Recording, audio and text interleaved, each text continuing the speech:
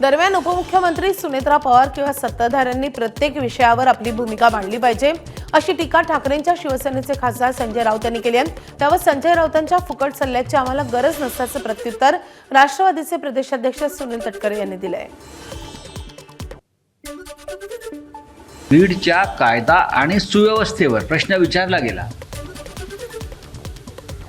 आणि त्यावर त्यांनी मौन बाळगलं।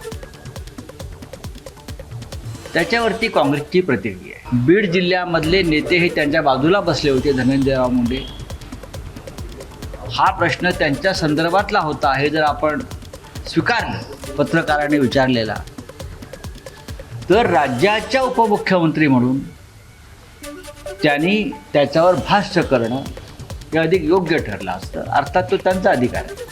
आपण ही टीका सहन केली पाहिजे आणि त्याच्यावरती भविष्यामध्ये या चुका होणार नाहीत याची काळजी घेतली पाहिजे। एक तर संजय राऊत साहेबांना माहीत नाही, कारण वहिनी प्रभावीपणाने प्रशासनामध्ये काम करतात, संघटनेमध्ये काम करतात, त्या त्यांचे विचार स्पष्टपणाने जाहीर सभांच्या मध्ये शासकीय कार्यक्रमामध्ये मांडत असतात।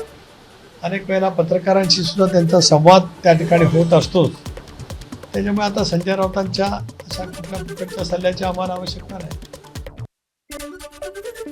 याच मुद्द्यावरून भाजपचे नेते सुधीर मुनगंटीवार यांनी काँग्रेसने माफी मागावी अशी मागणी केली आहे। तर राष्ट्रवादी काँग्रेस पक्षाचे आमदार अनिल पाटील यांनी काँग्रेसला पातळी राखून बोलण्याचा सल्ला दिलाय।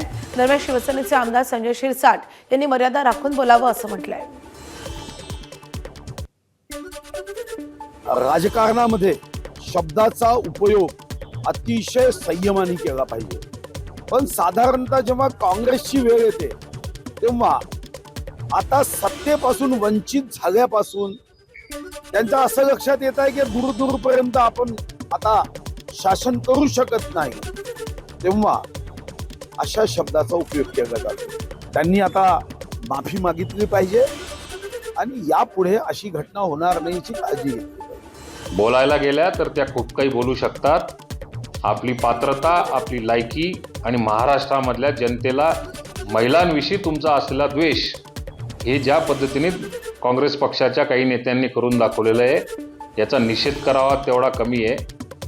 माझा प्रामाणिकपणे त्यांना सल्ला असणार आहे की येणाऱ्या काळामध्ये याच समजा जर का सुनेत्रा वहिनींकडनं कडक उत्तर तुम्हाला जर का मिळालं तर त्यावेळी मात्र असं नका म्हणू की वहिनी असं कसा बोलायला लागलेल्या आहेत। गुंगी गुडिया एखाद्या महिलेला बोलणं हे नालायकपणाचं लक्षण आहे।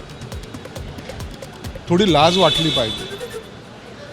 हर्षवर्धन सपकाळ हा डोक्यावर पडलेला माणूस आहे, तो संजय राऊतचा सक्का भाऊ आहे। या पद्धतीचं त्याचं वर्तणूक आहे।